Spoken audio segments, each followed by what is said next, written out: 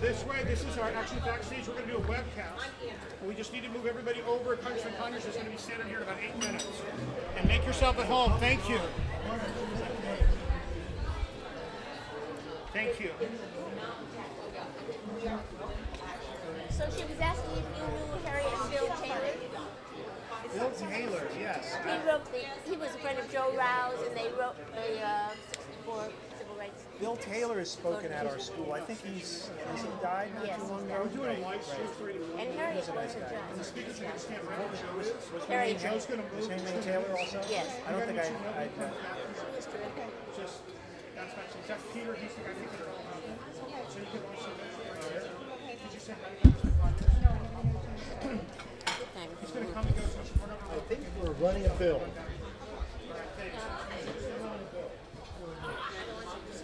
What would you like me to do? I'm just.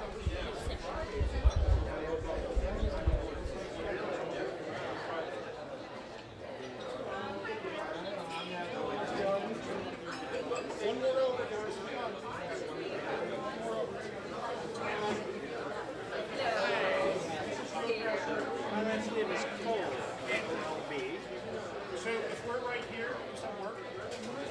So you guys sit here on the shots, you don't do anything. And live on the webcast. Just want to point out, make sure you don't see him filming. He's coming. So we'll go in live and you're backstage. Don't play footsie unless you really want to.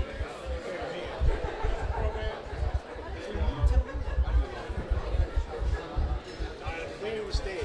I want to get spoiling clear.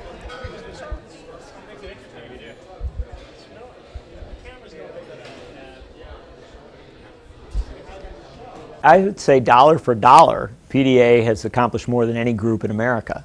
Now, it's tragically true that PDA doesn't have a lot of money, but it is also true that I don't know of any group that with a small amount of resources and a small amount of staff has had such dramatic reach over the past 7 years. Let's consider what PDA took on when other people wouldn't take it on.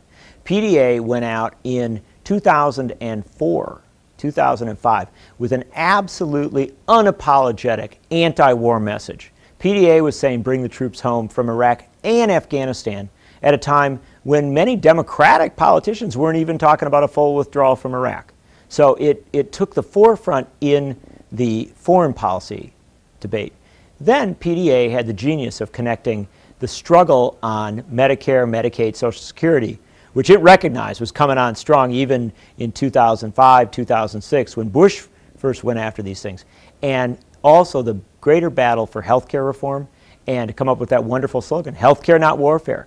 That's a struggle that most groups are still trying to make, this linkage between the foreign policy expenditures, which are so extreme, domestic policy needs, which are so unmet. So great messaging early on. But then where I, for lack of a better term, really was kind of blown away by PDA was the courage of this organization, this small organization, to go nationwide with a message of holding George Bush and Dick Cheney to account. In 2006, 2007, 2008, when national Democrats were afraid to say, no, we cannot step to the sidelines and allow these guys, or national Democrats were saying we could step to the sidelines and allow these guys to continue an illegal and immoral war, to spy on us without constitutional or legal authority, and to in general diminish our civil liberties at home, our standing abroad. So many Democrats just wouldn't do anything. PDA said, we don't care. We don't care what the most powerful people in our party, the most powerful people in Washington say. We are going to go out and demand that George Bush and Dick Cheney be held to account up to and including the threat of impeachment. And that was where, to my mind, PDA really came into its own as a group that would not make apologies, would not pull its punches. And from there, it's just been from strength to strength. I've watched PDA during the healthcare fight hold to an absolute, passionate, and appropriate message that we don't need some tinkering around the edges of healthcare. We need radical reform that provides healthcare for all. And I've noted always that PDA got the fight over Wall Street, financial reform, how we balance our budget in this country exactly right. And that is that we do not need to cut our services for low-income and working-class people. We don't need to cut Medicare, Medicaid, and Social Security. We need to ensure the strength of those programs, and we need to tax the wealthiest individuals and corporations at an appropriate level so that we have the resources to make this country function. PDA has gotten it now for 7 years. I will tell you this, if the broader Democratic Party had as clear a vision as PDA does, two things would be true. Number one, Democrats would be a lot more successful politically because they'd be far more in touch with the populist anger and passion of the American people. But number two, the United States would be a hell of a lot healthier country because we would have broken the false debates that Republicans and conservatives have forced on us and opened up a real debate about realizing the full potential of this country. That's what PDA is about. It's a rare and very special group. I would say dollar for dollar, PDA has accomplished more than any group in America. Now, it's tragically true that PDA doesn't have a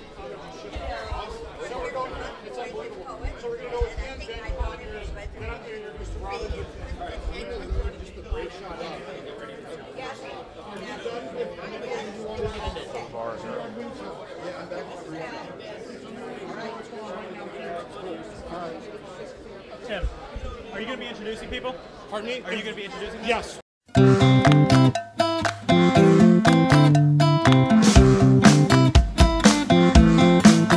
Mimi and Michael, we've just concluded Winslow. Folks who couldn't be here, what did they miss? They missed an amazing community, 3 days of passion, clarity, and strategizing. So PDA is growing alive and well, and we wish that you were here because everyone who was here was so great. So great.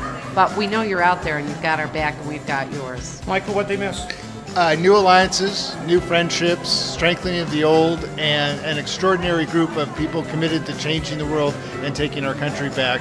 And that all of us here know that the rest of PDA is with us, and that is inspiring. I am organizing in Arizona. I am the Phoenix chapter coordinator. They missed a fabulous discussion about all the issues, including ending wars and occupations, and we have the full support of PDA behind us to keep at it and working for peace.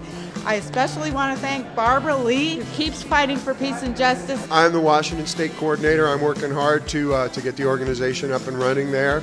We've got a lot of great progressives in Washington. We need to get them organized. They missed, it was a great experience. You got a bunch of progressives working together, plotting to take over the country. I'm from Western Pennsylvania. I'm from the old steel mill towns outside of Pittsburgh, sometimes known as the Rust Belt. It was just so remarkable to see a group of people who are aware of the larger issues, climate change, the need to build alliances with labor, our ongoing wars and the funding, that could be going to our community. Well, I know there's a lot of people from the East Coast and the Midwest that couldn't join us in Winslow just due to travel, etc. But they missed a good 2-day retreat. A lot of strategizing, a lot of organizing going on, a lot of relationship building. We had... Thanks. You want to? Yeah. Thanks.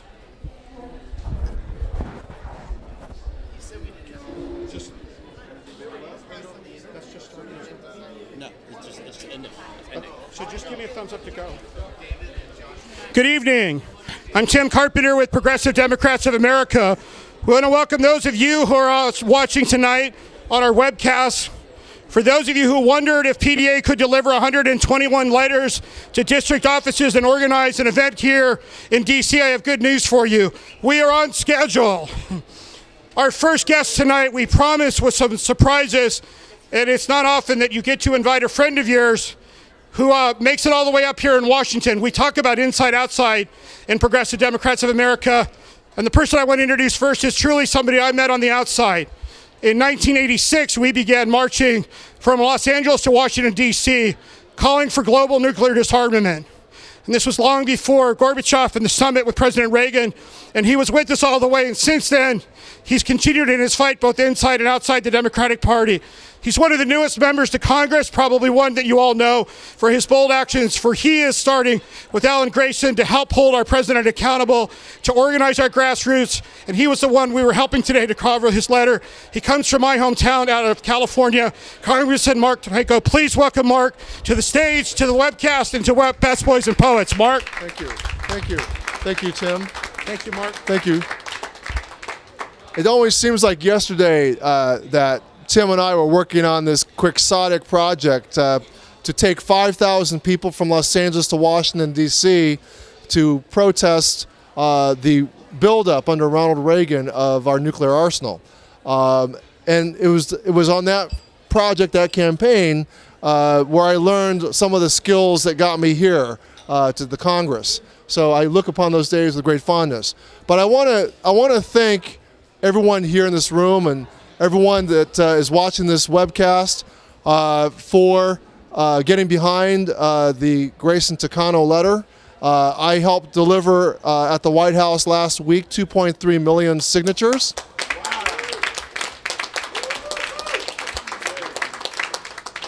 I went home to California and people everywhere shook my hand, thanked me for the work I was doing. I was just at the Democratic Convention in Sacramento, and the buzz there was, you know, we got to fight change CPI. We've got to protect the sacred promises we made to our seniors. And I have to tell you, one of my experiences being here in Washington is that so many of the deals are struck outside of regular order of Congress. They're struck by the leadership. And this was a moment, the Takano Grayson letter you signed, and all of you helped deliver today, to break through the normal way things have been, the recent normal way things have been done, which is we need to get the voices of the people to the president, the voices to the people, these voices of the people through the Congress. You helped make that happen. Thank you so much for the work that you have done. Congressman Mark Taker, thank you. Thanks, Mark. Thank you, Mark. Congressman Mark Taker. Those of you who are watching live, if you have not signed yet, go to pdamerica.org. Make sure you sign that letter. As I said, we have another Congress member that is no stranger to PDA. He was the first member of Congress to join us when we launched PDA in 2004. He was the first member of Congress to join our advisory board. He was the first member of Congress to speak at Roxbury when we launched. He's been with us, and we've been with him every step of the way. The only member of Congress who was ever endorsed by Dr. Martin Luther King, who led the impeachment going back to President Nixon. He's been with us when we asked, and we're still waiting for the recount in Ohio. He helped us with that. He's leading the fight to stop the sequester. And most importantly for PDA, he's been our friend. We had his back when the president threw us under the bus on single payer. We haven't quit. We run streets today. We're out there getting letters to help continue the fight for H.R. 676 and to hold the line on Social Security, and more importantly, to move us away from austerity to prosperity with his jobs bill. Please welcome the one and only Congressman John Conyers. Brother, love you. Congressman Conyers. Hello, everybody. Boy, I wish this was a Democratic convention where I could get nominated for something else. Good to see you all out. Progressivity is moving forward. More and more people are realizing, just looking at Europe, that austerity doesn't work. You need investment. And in that sense, we're supporting jobs, justice, and peace in the spirit of the greatest person I've ever worked with, Dr. Martin Luther King, Jr.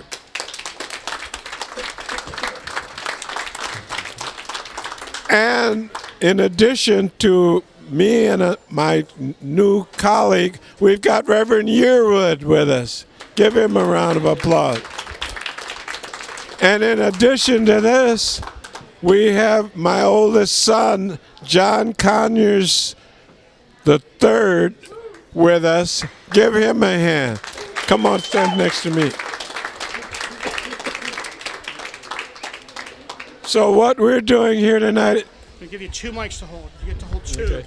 So what we're doing here tonight is having a little fun, enjoying ourselves, but determined that we can, in this system that we have, with all its flaws, we can change it and make it better. We need some more Democratic congressmen that will join the progressive Democrats of America And that's what I'm working on.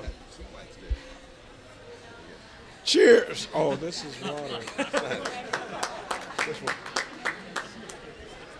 Spontaneous and unrehearsed. Now, what we need to do is continue to grow. The one thing that makes everybody feel a lot better is that you know that you're in an organization that's moving ahead. And there's nobody putting more energy in this than Tim Carpenter himself. There's also a Mike Darner here, an attorney that works with me. There's also a Joel Siegel here. Everybody knows him too. So all of us together are making up a increased progressive direction, not just for the Congress or Washington, but for the United States of America. What do we have, 33 chapters? 122. 122? God, you're going faster than I thought you were. If everybody here would register, we'll get even more. Okay. Do we have some registration forms? I want to take some back with me. No, and I carry them around. I can use them in the Rayburn building. All right. Congratulations, everybody. Have a good time tonight. And take good care of this guy. Don't let him stay up too late. Thanks, Congressman Conyers. Thank you. Congressman Conyers. Thank you, Congressman. We're going to get Congressman Conyers envelopes. Those of you who are watching on the webcast, we want to play a short video for you while those of us here can get a chance to move around the room and help Andy at the bar and have some more jurors and meet each other. We're going to come back in about 13 minutes, at which time we're going to hear from Reverend Yearwood. We understand that Congressman Ellison is not feeling well. He is going to make the effort to be here. I told him I had pneumonia. If I could get here, he could get here. So he's going to make that good faith effort. But until then, we're going to roll a short video. This is a video that was put together when we were out at the Democratic National Convention with Congressman Ellison and Michael Leidy from the National Nurses United spoke about the Robin Hood tax. This morning, we have big news. We're moving away from just playing defense to offense. We reintroduced the Robin Hood tax, and Michael Leidy will be here later to talk about that with the congressman. So those of you at home, if you can take a couple minutes to watch that, we're going to circulate here in the room, and we'll be back in 13 minutes. Thank you. 1/4%. That's not much. We can do it. Let me get you some envelopes. So when that's over, we go.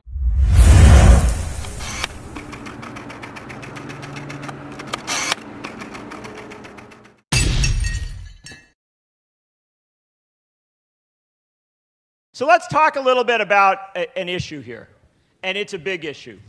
Because as I said before, we've got this fantasy that we're totally broke, and that there's somehow not enough money to do anything. And that is a very powerful fantasy, because pushed the right way, it can make you the Republican nominee for Vice President of the United States. But it can also shut down discourse about doing anything that we've talked about today. You can't do health care reform because we're broke. You can't protect Medicare, Medicaid, Social Security because we're broke. You can't fund schools because we're broke. We're broke, we're broke, we're broke. You ask yourself, well, where is the money? Where is the money? And Keith Ellison, I'm going to bring our friend Michael Leidy in here to talk about it. He's talked about it a little bit already. But Keith, you found the money. I have found the money. So, John, thank you so much, and I appreciate it. Let me tell you, the money is in the hands of the most privileged and well-to-do Americans, many of whom churn, and I don't say trade, I mean churn, stocks, bonds, and derivatives on Wall Street.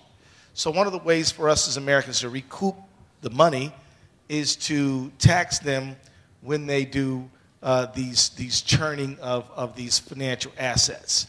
It's a transaction tax. It is appropriately named by its most vigorous advocates, the Robin Hood tax. Some people have donned the very, very bold-fashioned statement of a Robin Hood hat. Stand up if you're wearing a Robin Hood hat. That's right. Let's see our Robin Hoods there. There you go. Look at now, this is becoming this, I guarantee you, Keith, this is going to be the fashion statement of the convention. You've got to make this fashion statement. If you're not with your Robin Hood hat, you're just poorly dressed. That's it. And so that's where some of the money is. There's a lot of there's some money overseas. There's the money is there. But John, your essential point is absolutely positively correct, and that is we're not broke. We're not broke. And John, you mentioned a few things. They said we were too broke to do, too broke for food stamps, too broke for Head Start, too broke to fix the crumbling infrastructure of our nation. And I'm from a place where we had a bridge fall into the Mississippi River because we didn't want to fix our bridge because we were too broke. But as it turns out, we got plenty of money. It's just not in the hands of the American people because the people with so much of the wealth bought lobbyists and influence to try to get loopholes for themselves so that they would not have to help pay for the civilization that is America. So we're going to have a transaction tax, and Mr. Leidy has got the very fine detail, but I just want you to know that this kind of thing can work if Americans will get behind it. Will you get behind it with that bill? It's a big deal. If you're going to introduce that bill, you got to get people at home to go and tell members of Congress to sign on. If you will go to your member of Congress and say, you got to get on the Robin Hood bill, being sponsored by Keith Ellison and others, then they will get on, hopefully, and we will get the kind of support we need to pass the bill. But look, this is a people's movement, right? And what? This is a people's movement, right? This is the people's movement. Possessed by the people, the movement of the people. And that means that the people got to play a role in the movement, right? This is not a John Nichols thing or a Keith Ellison thing or a Mr. Leidy thing. This is a us thing, all of us. And John, you're right. There's a process here we gotta pursue. So we're dropping the bill next week, and we need your support. And it's not going to be easy, but we can win it if we stick together and don't back down. That's a very big deal, brothers and sisters. You understand, this is the dynamic that we're in here. You have a member of Congress telling you about the beginning of the process. You're in when it's starting, not hearing it 9/10 down the way where you got beat once again. You're hearing where you can get in at the beginning. I'm looking out, I'm loving these caps on you people too. You look very Robin Hoody. Michael Leidy. Michael, this is an interesting dynamic, and it relates to the politics that we talk about. There have been some other proposals on financial transactions tax by some very good people, very honorable folks, but your union, working with international unions, has been on this for quite a while, determining what the right approach was, and you were not satisfied with all the different attempts at it. So you went looking for a member of Congress who would step up and really advance this cause. Why was it important? Why not, so many things we do in politics, we're just like, oh, let's get the idea out there, do the best we can. You wanted a specific approach to this. Tell us why. Well, it comes down to the courage that it takes for Congressman Ellison to do this is remarkable, because every Democrat will tell you about Congress that Wall Street runs this place. And to take on Wall Street is an amazing act of principle and of commitment to the people's movement and a commitment to this country. You mean there's an outside chance he may not get a lot of hedge fund donations after Well, it is doing possible. It is possible. And the folks who have other proposals for a transaction tax have taken that fight on too. And so they should be applauded. They're the ones who first told me about what it takes to take on Wall Street. So that it's not really a question there of like, these are, as you say, John, these are good folks. The issue here is that Congressman Ellison has taken it on because we have the potential with this tax to raise up to $350 billion a year to fund human needs. $350 billion? That's right, a year. That's a lot of money. It does. That's like what they spend on wars or bank bailouts. Yes, it is. Yes, it is. And it makes, the Bush tax cuts, significant as they are, they're small in comparison, frankly. Because there is so much money. That is where the money is. 27 to 40% of the profits in this country come from the finance sector. 17%, maybe even as much as 20% of the so-called 1% that we hear so much about are in the finance and insurance and real estate industry. This is the heart of the finance sector, the heart of the American economy, that is responsible for so much of the damage that was created as a result of the financial crisis. I mean, literally, the $17 trillion that Alan Grayson mentioned the Federal Reserve has committed to the finance sector has produced nothing for Main Street. Remember, the fundamental purpose of TARP was homeowner relief in addition to bank bailout. They got the bailout, we got sold out. And we're still waiting for our share. So why not a tiny tax, a sales tax on these transactions? 0.5%, 50 cents on $100 on stock trades. These companies are going, one company went bankrupt because the automated trades are so bad for business. Productive investment is a thing of the past on Wall Street. And we should pause you there and let you explain this to folks. This is an important thing. This is not simply taxing Wall Street. This is actually slowing Wall Street down on the trading to a point where it's functional and responsible, so that it actually addresses booms and busts and things of that nature by making speculation. Exactly. Exactly. It stabilizes the market because the market has become a place where speculators on very small margins are trying to game the system and essentially gamble, not invest. The difference between gambling and investment is real. And they're selling and buying at such a pace through these algorithms that are computer generated that frankly, the American economy doesn't benefit, but a few do. And we're going after those few. At the end of the day, I believe that, and this is one of the reasons with the Progressive Caucus, is that we're trying to, we have a political wing where we are trying to populate Congress with more progressives. Because we believe that if we get enough progressives in Congress, the effect will be that people will support common sense, good ideas, even no matter what the moneyed interests want to say or do. And so but we can't get the moneyed interests out, then pursue the transaction tax. We've got to do both at the same time. And if you will demand that your member get on the bill, then we could get there. Thank you, Keith Ellison. Michael Leidy, before we finish up on this element here, I want to do one thing, and that is just National Nurses United has committed immense amounts of resources to this. This is not a specific area of your work. You work with nurses, you organize hospitals, but you've gone deep into this thing with a domestic and global commitment. And you plan a national campaign, a huge national campaign on behalf of what Keith is proposing. Tell us a little about what you're going to do and tell people how they can get engaged with it. Well, it's Karen Higgins, co-president of National Nurses United, will tell you nurses often get asked, why are the nurses doing this? And the fact is, this is part of a broader campaign, Nurses Campaign to Heal America. And the reason nurses are doing this is to provide the resources to heal our country.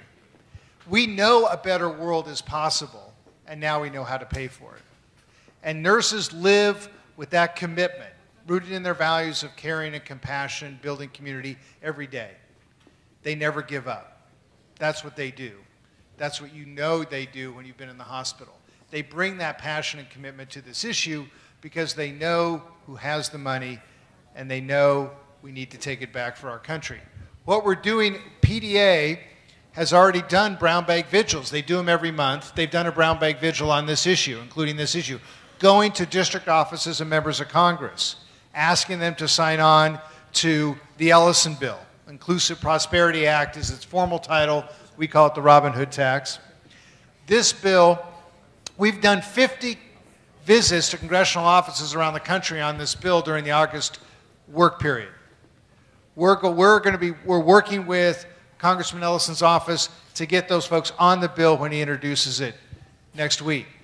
We're going to be doing media around this, where it's part of the S17 events, which are the one-year anniversary of Occupy Wall Street. We're going to be doing a National Day of Action on October 2nd. That's the day before the anniversary of the TARP bailout. So what we're asking members of Congress to do is calendar the Main Street bailout. We want to be celebrating on October 2nd, 2013, the saving of Main Street. Just like on the 4-year anniversary of the TARP bailout, we'll be noticing the bailout of Wall Street. It's time for us to take it back. So those are the fall events. Then we're going to be going, working this issue in every election campaign we can. That's why we want to introduce the bill now, to make it an issue.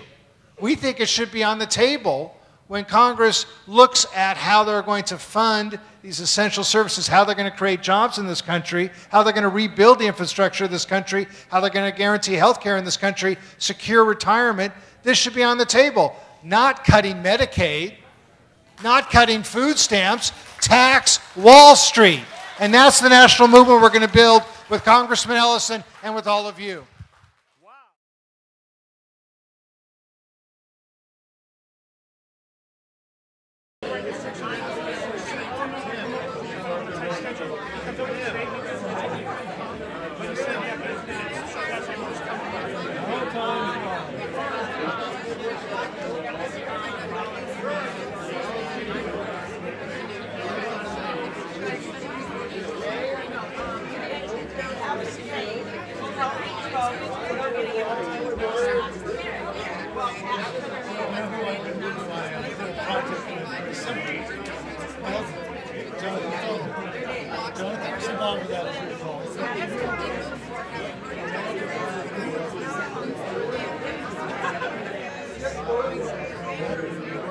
Mike?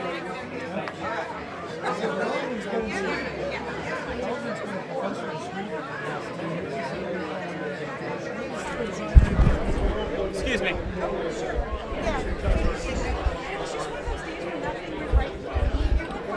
Hey, Tim, you need the other mic?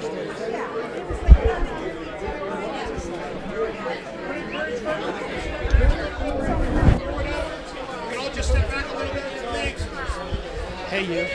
How are you? Staff. Yeah, I hope so. The whole couch. Well, except for Dolly. All right, if we could, please. Are we live yet? Welcome back. Live from Busboys and Poets. It's PDA. Welcome to those of you on the webcast.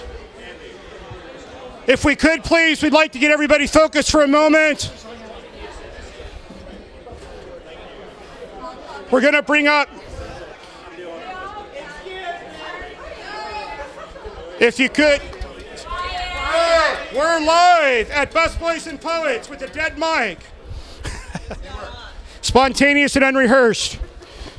We want to thank everybody who's still with us here at Busboys and Poets. We're on standing room only, literally because we have no chairs. We want to thank Congressman Takano and Congressman Conyers for being with us already. Those of you who are just joining us, we're now going to move to the outside portion of our program. In PDA, we talk about an inside-outside strategy.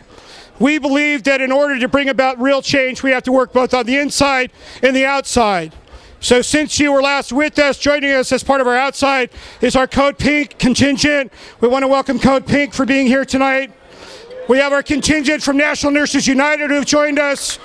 Michael Leidy, who you just saw back home on video, will be back up here live. But to anchor our program on the outside piece is a friend of PDA's. As I said, when we began our work with Congressman Conyers in Ohio, where we're still waiting to count the ballots, we believe that Kerry did actually win. We met during that struggle Reverend Yearwood in 2004. And since then, Reverend Yearwood has been with PDA, whether it was to be on the ground in Katrina, to be on the front lines to stop the president in his efforts to push through tar sands. Reverend Yearwood has been with us. He was with us at our Progressive Roundtable last month to talk about what's next. How do we hold our president accountable, and how do we defeat that? Most importantly, Reverend Yearwood has been a moral voice within PDA who has kept us focused on the eye on the prize. And that's about building community. It's about getting outside of Washington to connect with our neighbors and to build a community that is not only about electing progressive Democrats, but more about the larger social movement and bringing us all together. What we'd like Reverend Yearwood to do in the wake of the tragedy in Boston is to quiet us down a little bit with a little bit of reflection, and then ask him, most importantly, on our next steps to make sure that we save this planet. Please welcome Reverend Yearwood.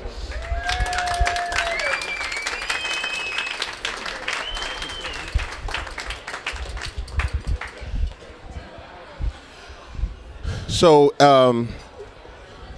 1, 2. So as we get started and we reflect about the tragedy in Boston, and we have a moment for those in Boston, because we are who we are, Tim, and because we are progressive, we share in that struggle with those, also with those who are hurting outside of Boston. So our whole purpose is not only to lift up Boston, but to also say to ourselves as Americans that when bombs drop anywhere and children die, when drones fly over and bombs drop, when bombs hurt anybody, that is not the way we should go. If it's in Boston or if it's in Pakistan, if it's in Detroit or if it's in Iran, we should come together as humans, because that kind of terror by anybody hurts everyone. So let us now just have a moment as we think about those who were killed on Monday, but we think about the tragedy that terror causes anyone and everywhere.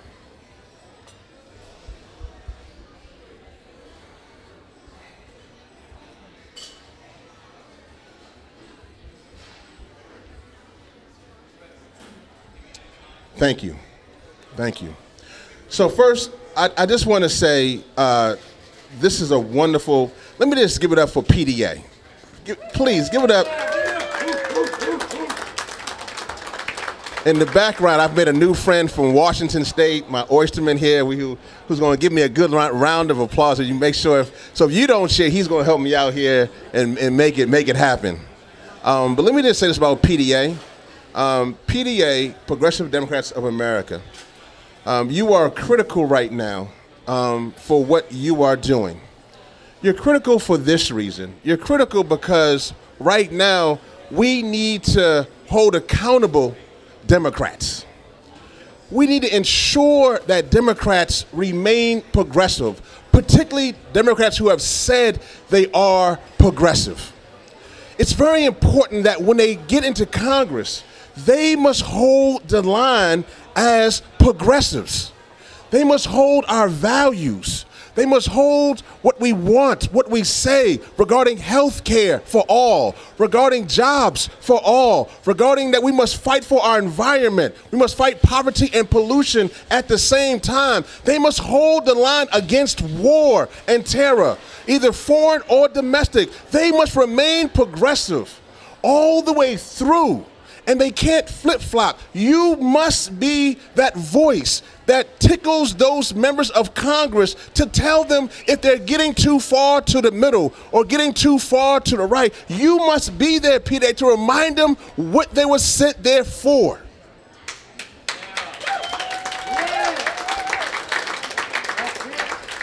That's critical. I say this here in this wonderful establishment of Busboys and Poets, and I saw him earlier. I don't know if he's still here, but I want to give a big shout out to Andy Shala. There's this strange myth that those of us who are progressive don't like business.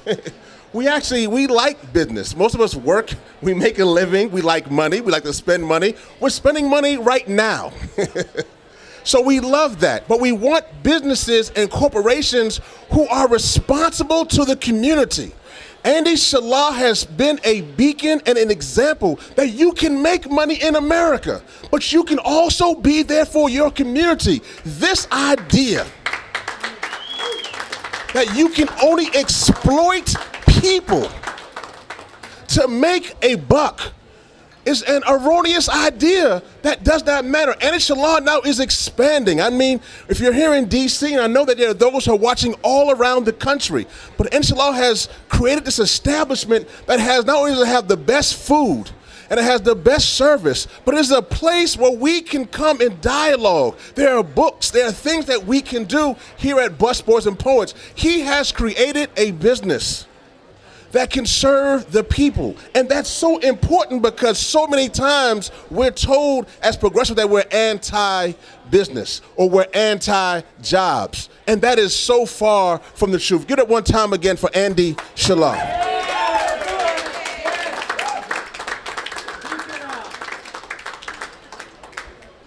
I also want to echo what Tim said about Code Pink. Code Pink has been a wonderful, I mean, I can't tell you. Yes, give it up for Code Pink. Give it up.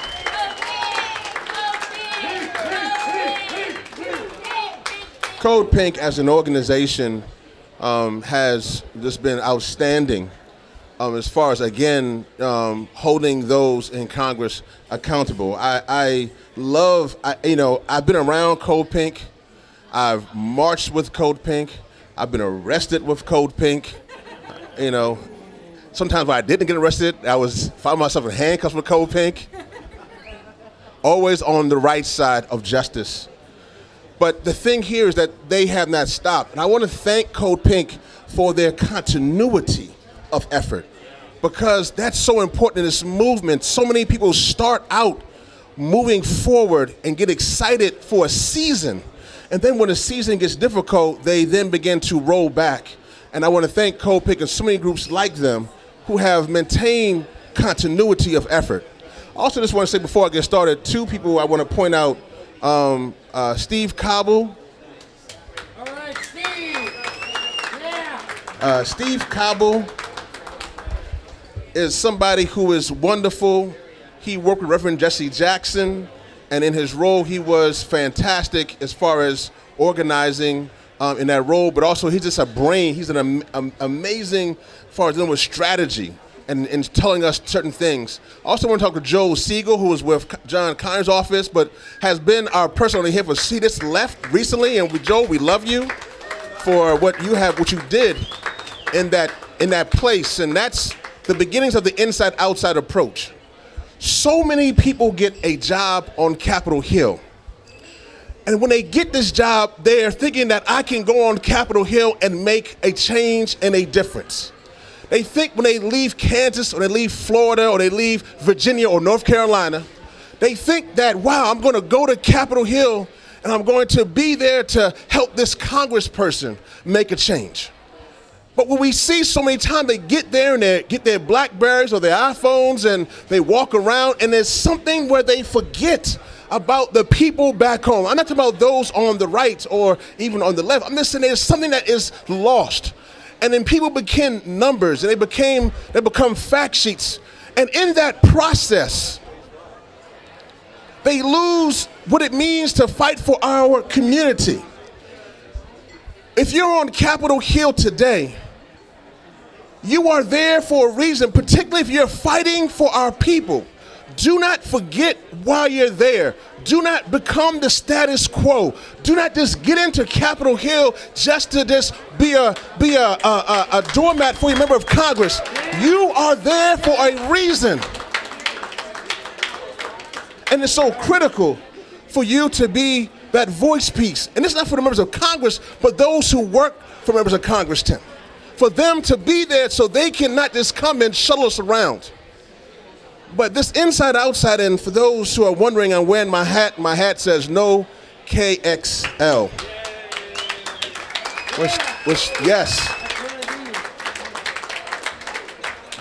Which is in regards to the building or the want of the building of the Keystone Pipeline that TransCanada Corporation wants to build from Alberta, Canada, all the way through to the Gulf Coast.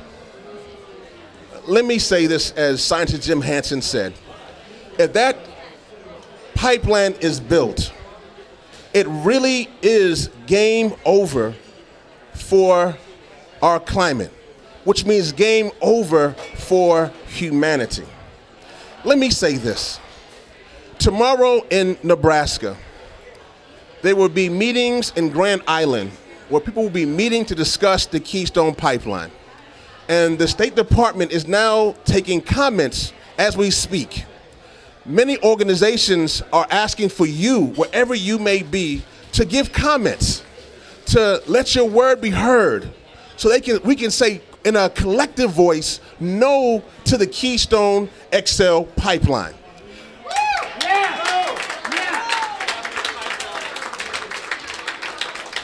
So if you're interested in that, one of our partners I know of, a good difference of us, is 350.org, who's doing a wonderful job. If you can go to their site, 350.org, and you can sign up there and leave your comment. We're trying actually to get 1 million comments, and we're actually getting very close.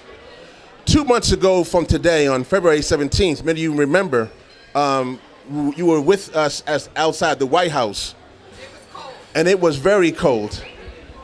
But we made it through together. About 40,000 people came together, and we gathered to discuss what we can do. And I want to start there because this is what I believe is happening in our movement. There is something that is going on within the grassroots sector where we are beginning to say enough is enough. There's something that is going on even from our side of the progressive movement where we are not only holding those accountable on the right, but we're holding those accountable on the left. There's something where we are now saying to even our president, where we're saying you're not doing enough regarding the climate. You're not doing enough regarding healthcare. You're not doing enough regarding the issues that we are concerned about, from gay rights to police brutality to the environment. We are now pushing the envelope further. There is something happening within the grassroots where we are now mobilizing and energizing ourselves in a new kind of way. There's something that is going on where we are not just the status quo for this movement. We are now coming together, but let me say this. There are those who are trying to exploit our movement, because the one thing about our movement you see here today that is so beautiful is that we are coming together as male and female, as black and white, as straight and gay, as old and young. We're coming together as humanity, fighting for humanity, recognizing that 13 years into the 21st century that we must gather together and fight for fairness and justice and equality. This is our moment right now as a progressive movement. Down the annals of time, they will look back on this moment, and they have looked back on those before us who fought for the great women's rights movements or the great gay rights movements or the civil rights movements of the past. They are now looking at this moment now and saying that this is one of the most critical times that humanity has ever seen, because the structure of corporations who have been unbridled in their greed, who have now moved forward to things such as Citizens United to just pay for elections and pay for politicians, we are now at a time where humanity can be lost. And so we're at this moment now when there is truly a need for a progressive movement. There has never been more need for a progressive movement than right now. But there's something that we must do that are very important. The first thing is that for the progressive movement, the one thing that has been the tripwire for the progressive movement has been race. The minute that we even discuss race, we discuss different communities, different cultures, then it becomes a line where we can't even have that dialogue. And we must be able to dialogue. We get past, and this is on both sides, black and white or brown and yellow. We must really have a conversation as brothers and sisters, saying as humans, we need to come together from Detroit or from Sonoma County. We must come together and build our movement together. But every time we get to that tripwire of race, we fall over and don't move forward. Now, I commend the environmental movements of today who are now trying to get over this hurdle, and other movements are doing the same, and PDA is moving in that regard. Even the flyer, people say, well, it's all this brothers on the flyer. That's an important piece, because they're showing that we can have different people in our movement, which is so critical at this time. And so we must get past that. The second thing that we must do in our movement is that we must go back and figure out how we can support and develop resources for organizations. Too many of our organizations are suffering. They don't have the capacity, the infrastructure, or the resources to do what needs to be done. Mechanisms that are outdated, using email or other things that people aren't even using anymore. Aren't able to move to the 21st century of mobilizing. So we must figure out how we can enforce a new trend in our movement to share the resources. Now there are some of our organizations that have resources, and they must also break the mold, because a lot of them have become institutionalized, where the institution has become more important than the individual. And so they're not able to do things to break that mold. Now, I know I'm saying some things up here, and I hope I can stay on the loft and say the truth, because it's time to build a progressive movement.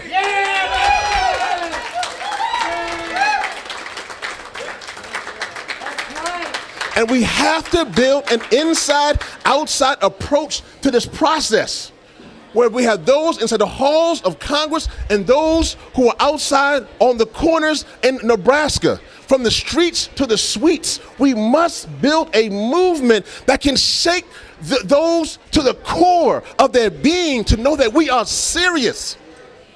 And that this madness, from our climate to drones to healthcare, must stop. To Guantanamo, it must stop. Because when we can have seniors dealing with austerity, seniors who are losing their money, and I know some seniors who are wonderful people, both black and white, who are right now sitting around kitchen tables, who have worked all their life, and now their bodies at 80 and 90s doesn't work the same way. And they're hurting, Joel. They're hurting because this country, who they fought for, like me as a former Air Force officer, who they worked for in our mills and our factories, those seniors now are hurting because politicians want to cut their checks.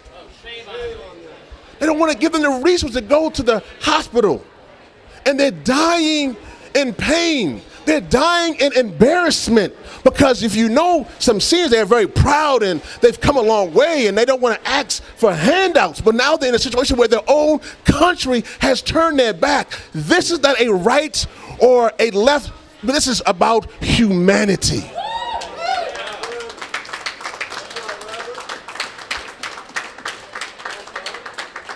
So this is where we are. So we must build this movement to take care of those who can't help themselves. When you're fighting and calling your Congress, I don't care who you are. You're fighting for our seniors. You're fighting for that child tonight who didn't eat tonight. You're fighting for that child who didn't eat during school or had to fight his way. We couldn't even get safe streets. We're fighting for those who are in hospitals who are incurring medical bills. And they're going to lose everything just because they got sick. What kind of country do we live in when you can go to the hospital and then leave healthy but leave totally bankrupt, where you have lost everything? You're losing every single thing. And all you wanted to do was to get better. All you wanted to do was check that mole on your leg. All you wanted to do was check what was going on in your heart. All you wanted to do was find out why your head felt or why your neck was hurting. All you wanted to do was that. That's why we must have health care for all.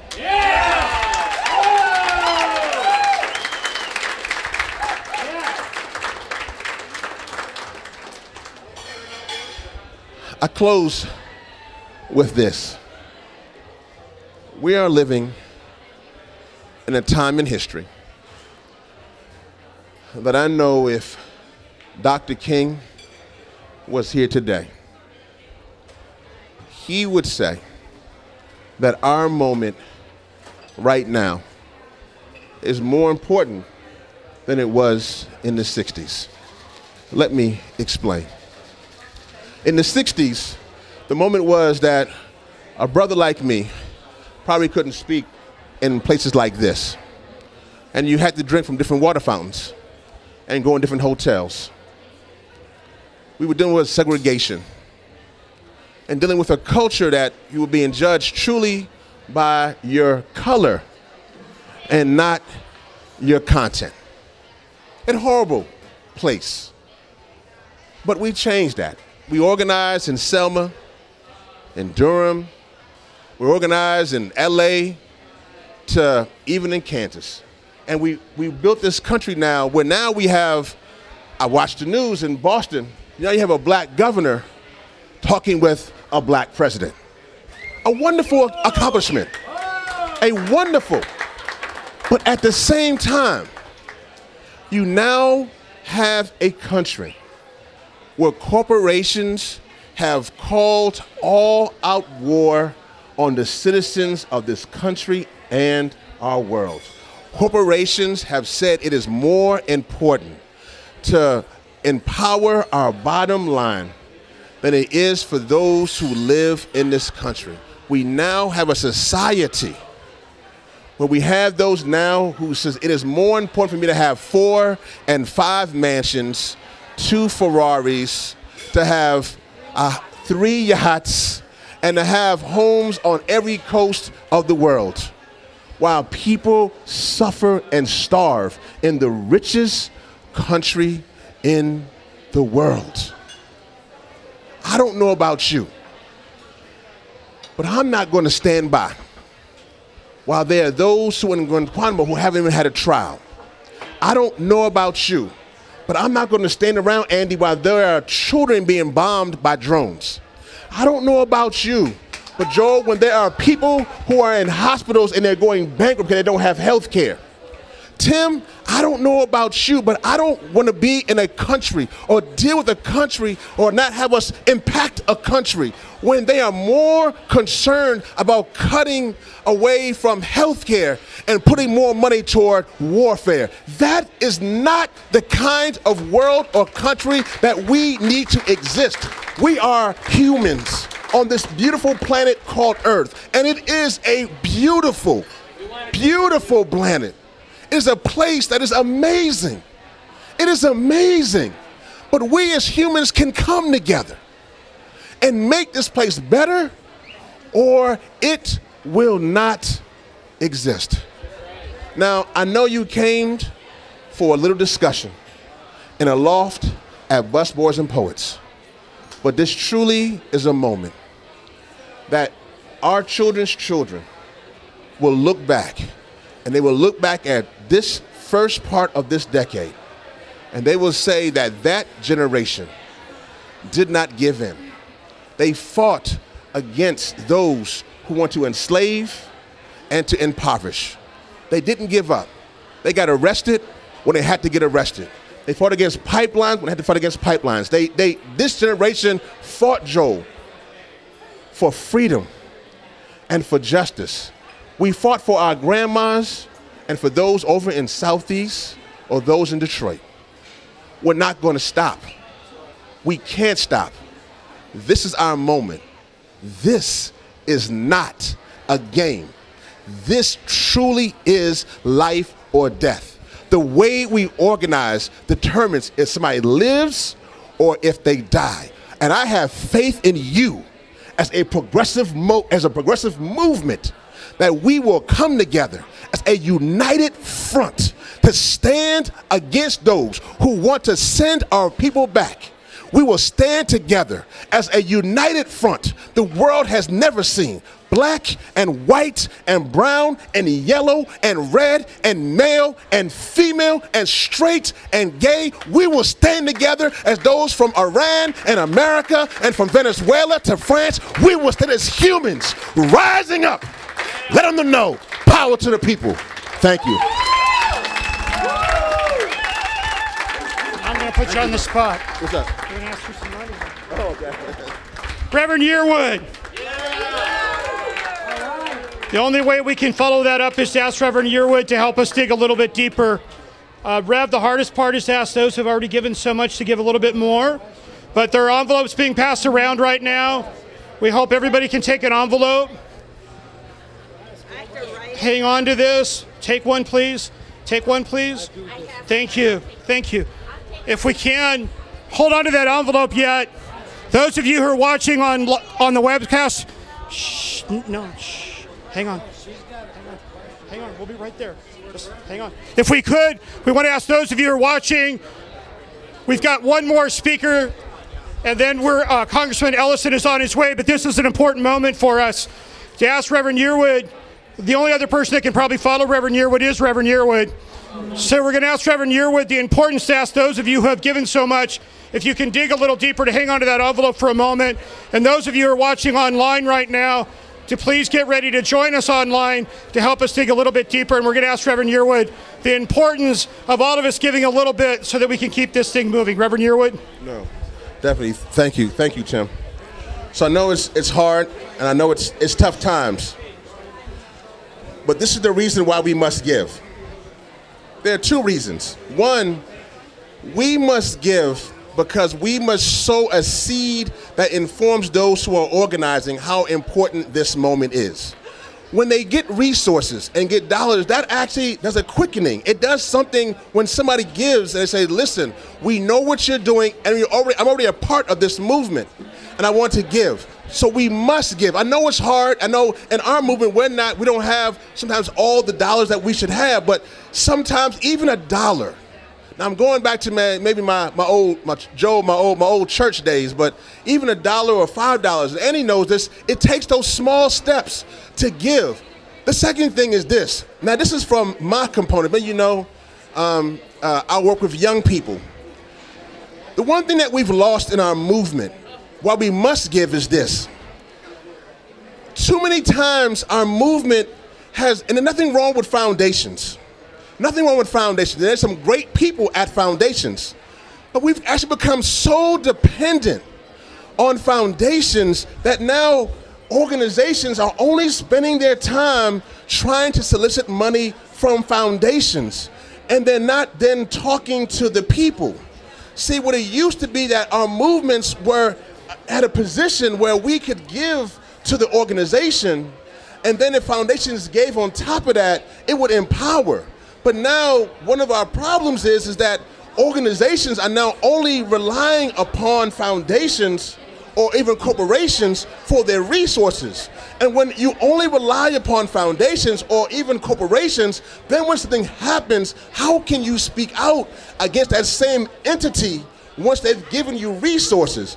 This is why it must be a people-funded movement, because then it brings independence. One of the great things for me, you probably saw in the 60s and 70s, there were a lot of black preachers, a lot of rabbis in that time, and those who were speaking out. They could speak out because they weren't dependent on anybody firing them from their job. That's important. So they didn't worry about getting arrested because they weren't going to go to work on Monday. A lot of times if you can't get arrested, then you can get that resources, but that then frees up Tim and others at PDA because that allows them to speak with boldness and power. This is critical. So let's make sure we dig deep. One, two, call your friends, tell them to support. And finally, let's create a new culture of giving. Because a lot of young people haven't even seen this. Believe it or not, this is actually a lesson. A lot of us who are older, we see this. This is not new. We give past the plate, we pass the envelope. Not a big deal. We know this process. It's part of the case.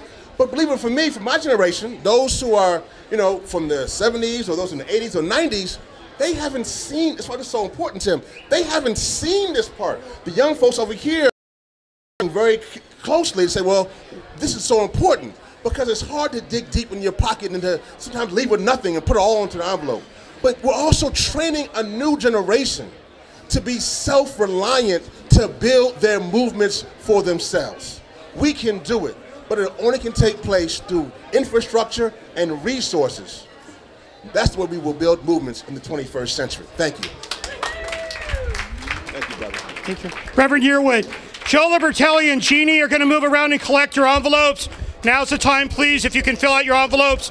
Those of you who are watching online, pdamerica.org. I know Mike Fox is working the chat room, but if you too could visit pdamerica.org and make your online contribution, whether it be 5, 10, 15, 20, whatever you can. Before Congressman Ellison joins us, I wanted to bring up Michael Leidy. Many of you know Michael Leidy through his work with National Nurses United. Michael was with Congressman Ellison today. As we said, we're moving from defense to offense, away from austerity to prosperity. Robin Hood is in the house, and here's Michael Leidy with an update. Michael Leidy. Thank you, Tim. Thank you, Tim. I was really, I have to tell you, Reverend Yearwood, I was praying for Keith Ellison to come here because I did not want to follow Reverend Yearwood. That was fantastic. So my speech consists of, what he said. It is inspiring to be with PDA, as always. It is inspiring to hear people like Reverend Yearwood. It is inspiring to be at such a great place, such as Busboys Poets. And Andy Shalea has an extraordinary place here. So we owe him a great deal of thanks. I live in Oakland, California. And for those on the webcast, I tell you, when you come to D.C., you have to come to Busboys Poets because you will feel like home. It is really terrific. As Tim said, we were with Congressman Ellison today.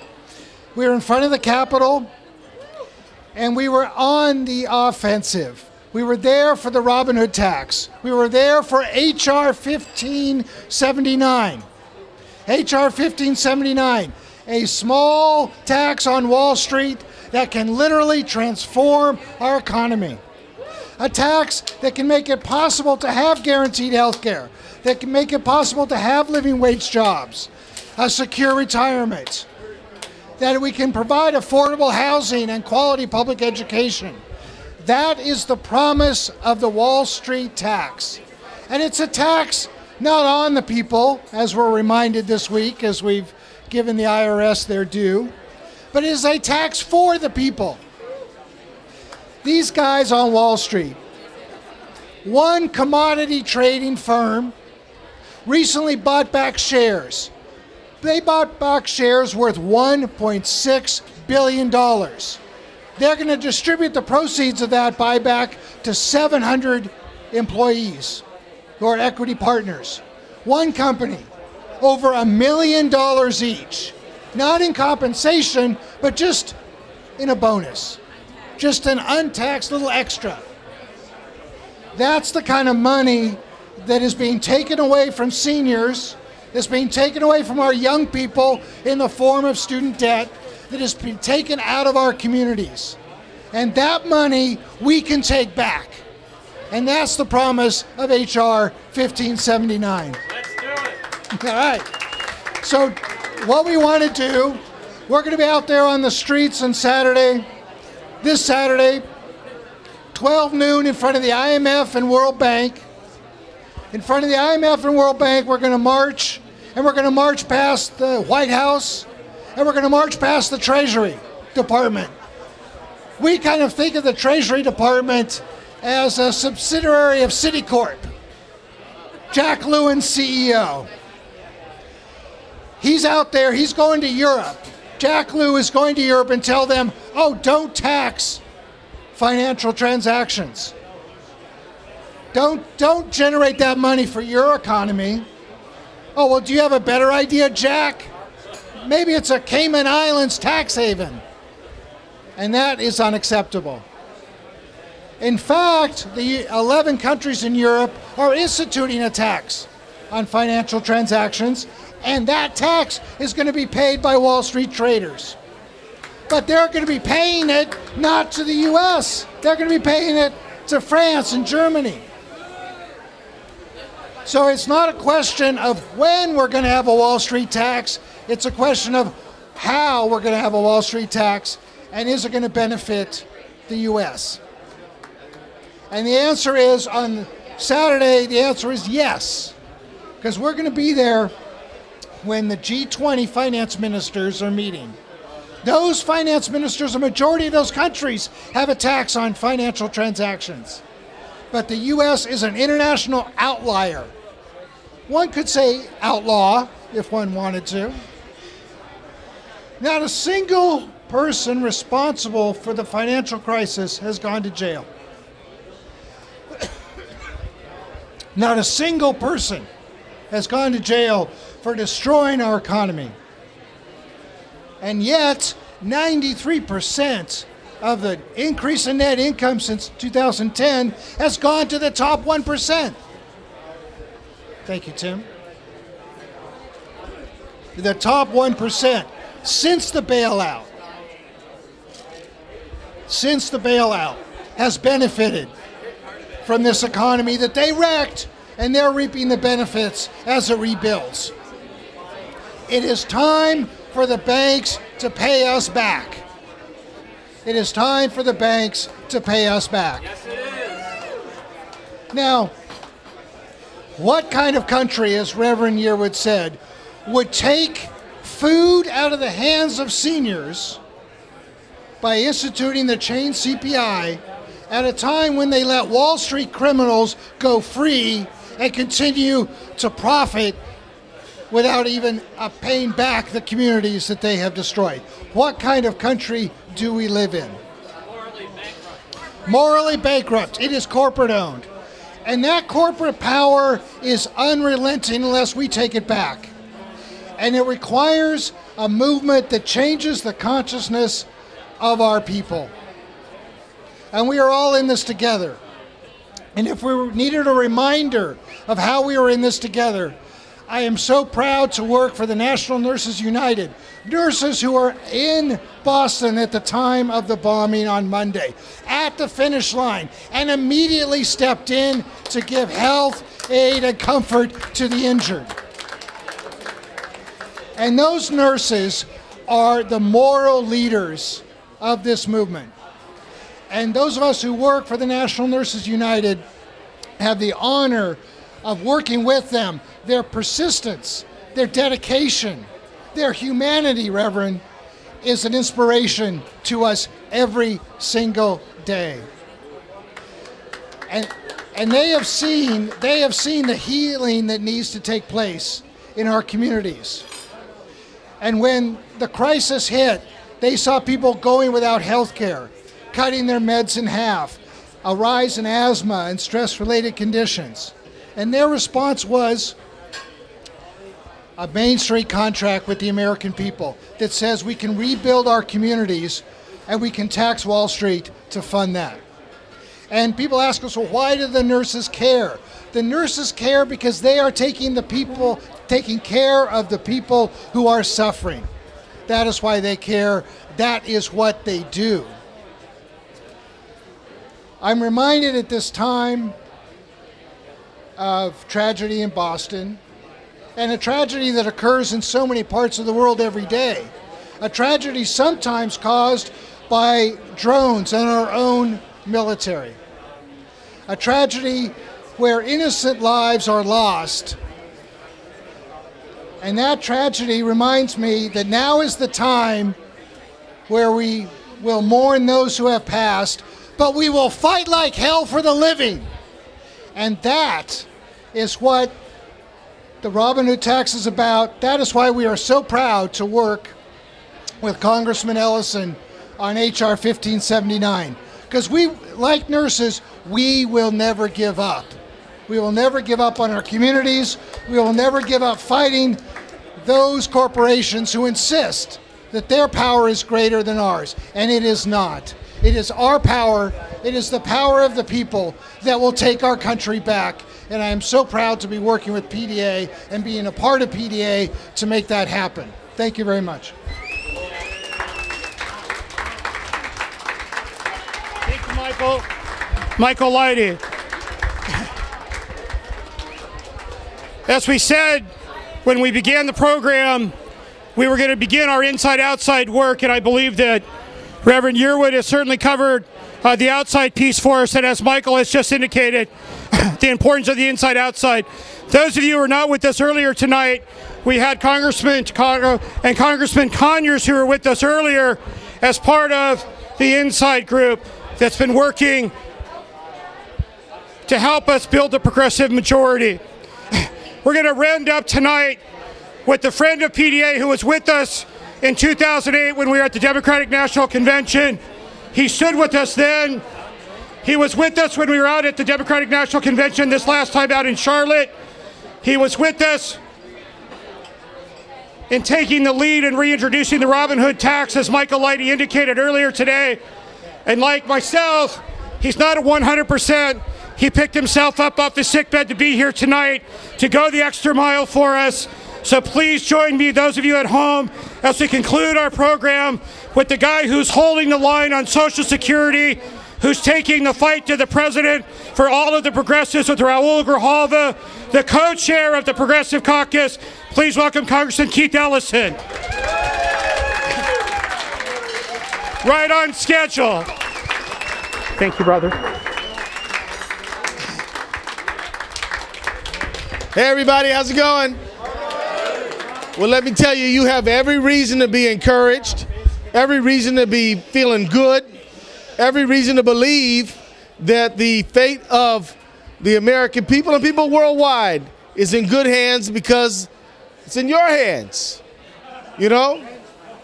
The fate of the people is in your hands. We've got every reason, because we've got this great bill. Let me tell you about it. Its nickname is the Robin Hood tax. You know, take from them and give to the us, right? And so that's the nickname of it. But we just introduced the bill today. We had a tremendous press conference today.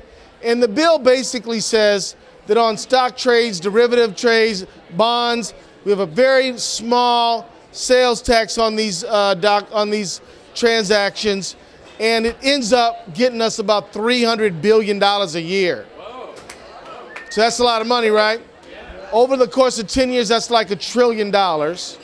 So when somebody tells you, we can't, we're broke, America doesn't have any dreams anymore, America can't invest in its future anymore because we're what? We're broke. And we have debt on our children and our grandchildren. You hear this all the time, right? They say children and grandchildren. There's got to be some kind of a focus group statement they make, because they all say it all the time. But the bottom line is we're not broke. In fact, the money is not in grandma's Social Security check. The money is not in worker pay. It's not in squeezing out regulations so that minors and hardworking public employees can be safe. It's on Wall Street. That's where the money is. And if somebody thinks that this is some kind of a far-out idealist idea, it really is quite a mainstream idea. I'm a little embarrassed that it's such a mainstream idea. You know, 40 other countries do this. 11 countries in the Eurozone do it already. America did this up until 1966. And in 1987, George Bush and Bob Dole recommended it as a policy idea. So look, this is an idea that's time has come. But these guys on Wall Street, even though when they ran broke and when they wrecked the economy and they needed the American people's help, they expected that they would get the help, and guess what? They got it. Even though it's right that they would say, yeah, they ought to volunteer to pay this tax after what they did to this economy. They ought to volunteer to pay it. If they had any kind of rightness about them, they'd volunteer to pay it. But you and I both know they're not going to volunteer to do the right thing. So we got to use our people power to make them do the right thing. This is going to be a massive organizing effort. And we've already started. Big hand to the nurses, everybody. And let's get a big hand to DFA. You guys deserve an awesome hand too, right? Let's hear it from this group, DFA. Let's hear it. That's right. Progressive Democrats, and let's just say this: cynicism will not win the fight. Thinking that it can't work and it can't happen will not win the fight. Being afraid of our opposition will not win the fight. What's going to win this fight is if we reach out to the rural, the urban, and the suburban. If we reach out to neighborhoods all over this country. If we reach out to the unemployed, the marginally employed, and people who are well employed but love this country. Reaching out to the people who need government services, who are told that we're too broke as a nation to have them, and people who don't. It's going to take organizing.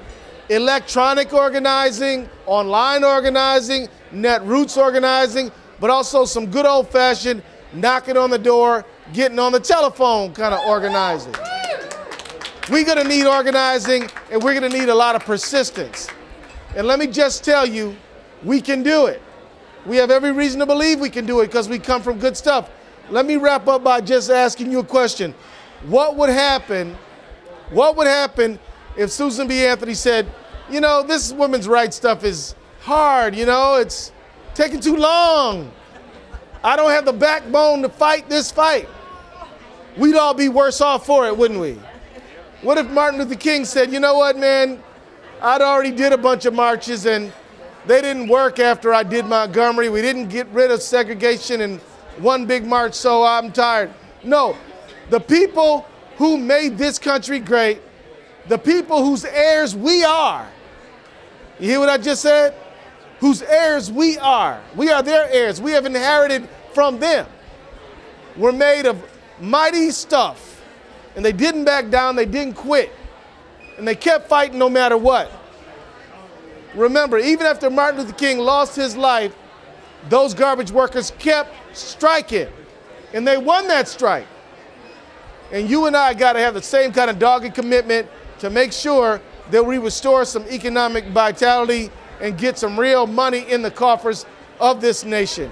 So you guys, bless you, thank you. Let's keep on battling this thing. We can do it. Thanks, Keith. Congressman Keith Ellison. Again, before we close out, we want to ask Andy to join us. Those of you who haven't been with us here should know that we've been here now over 2 hours through the hospitality of Andy and Busboys and Poets. I hope Andy is somewhere here so we can close it out. Andy, we want to bring you up and thank you. Andy Shaw, who serves on the PDA board, who's been with us from day one. Our host tonight, those of you, when you get to DC, Busboys and Poets, Andy Shaw. Andy. Thank you very much. Thank you all for being here. It's a pleasure to have all of you here. I think I am really proud to be associated with this organization. It gives me a sense of belonging once again.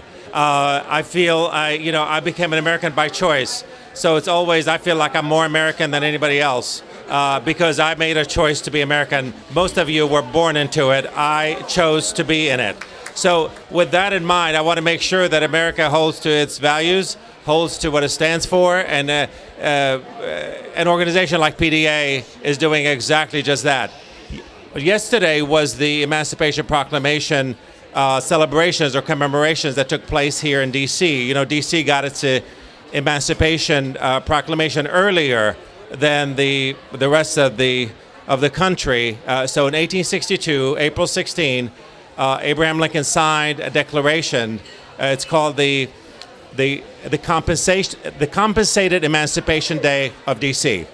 And I realized that, in fact, you know, we talk about reparations all the time.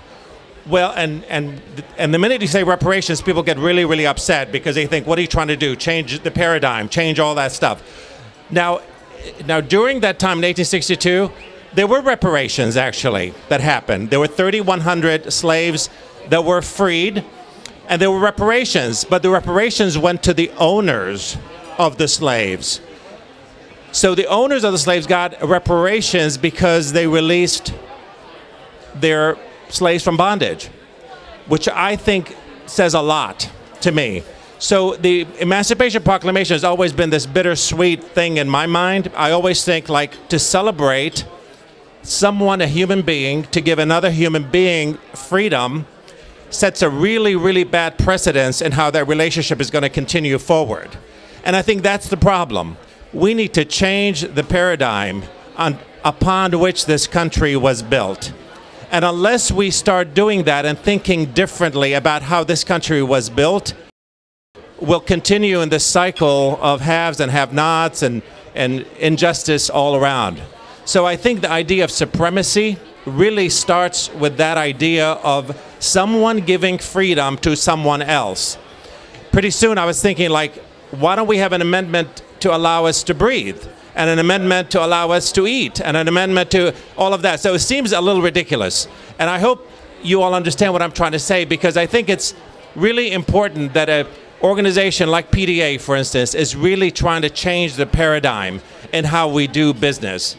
And I think that's really the key for me. It's not just about tinkering on the edges. It's really about changing the way we do business, the way we do things. I was on the Hill earlier today talking about increasing the minimum wage.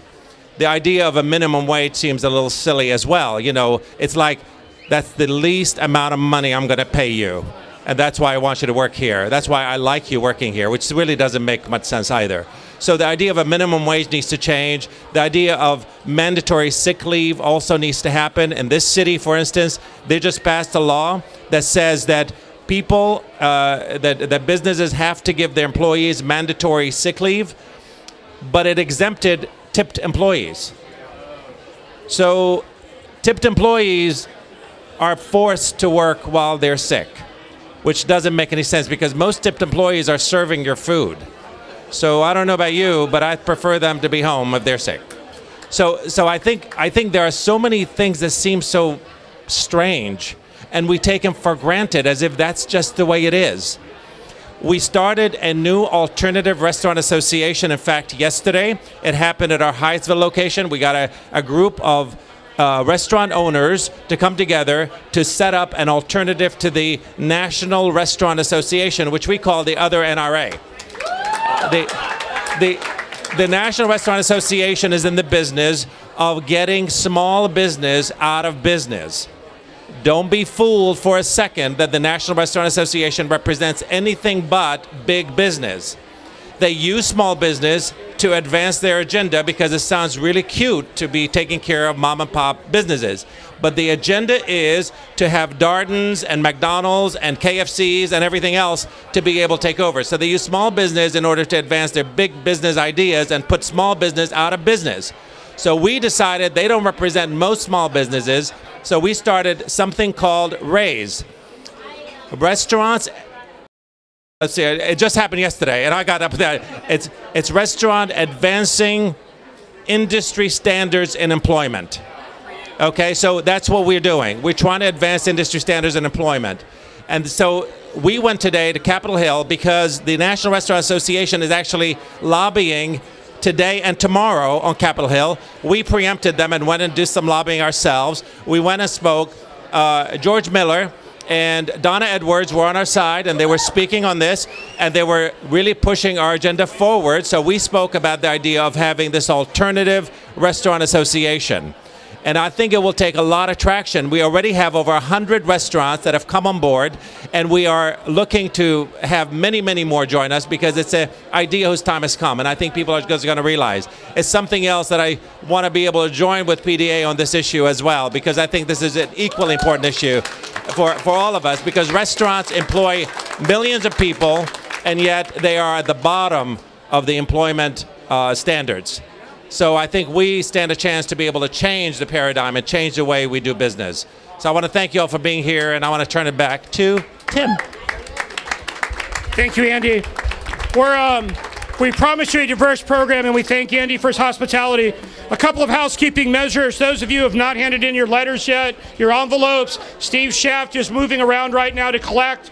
Steve's going to collect your envelopes. If you haven't had a chance to fill one out, those of you at home, pdamerica.org. Mike Fox has been working in the chat room. We want to let you know that Medea Benjamin would hope to be here tonight. She's on her way to London. Code Pink is in the house tonight. Medea wrote a check for $500. Medea wants to know who's going to match that. Bob Fairdick out in New York just wrote a check for $2,000. He wants to know who online will match that. As hard as it is, raising the money's got to get done. The last thing in closing, we want to thank We Act Radio for our webcast today, and Peter and his team for helping to organize us. Andy at Busboys Poets. And as Reverend Yearwood told us, the most important thing is the organizing piece. and that is on Friday from 1 to 3. PDA will be back on the Hill with our progressive roundtable. We thank those of you who will join us. Brad from CPC, who's here. We want to thank Brad and the CPC and Congressman Ellison, Congressman Conyers, for all being here.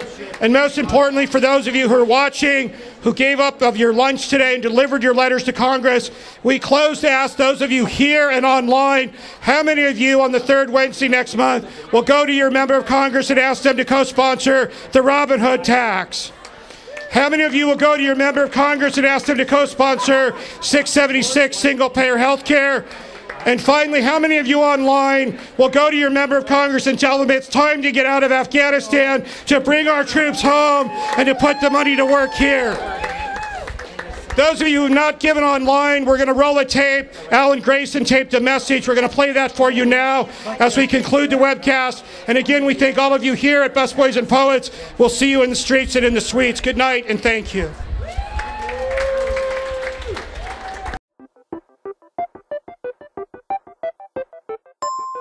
There is no one else that can speak for you the way that the PDA does.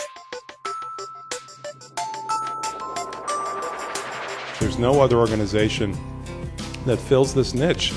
And you know, you're watching today, you all are here today, because you're good people. You're people who care about what's right, you care about your neighbors, you care about people in need. You care about each other, and that makes you special in a way. Everyone in this room is here today because of that reason. If you were here today to just give some latitude to that spark within you of empathy, that thing that makes you actually different from the soulless, selfish people on the other side, the thing that makes you see somebody in need and say, gee, I wish I could help, then you're part of the PDA. And you need to support the PDA so the PDA can go out day in and day out and do the things that you're too busy to do for yourself. There really is no alternative because we need a little bit of cash just to keep this thing going. You know, just in order to be able to pay the email bill turns out to be an expensive thing. In our campaign, it's a couple of $1,000s each month. So there is a sort of a practical need for your $20, your $25, your $50, whatever it might be. It's unavoidable. It's the cost of doing the business of America, the cost of doing the business of what's right, what's good. And that's why you need to contribute to the PDA. So go to pdamerica.org and make your contribution.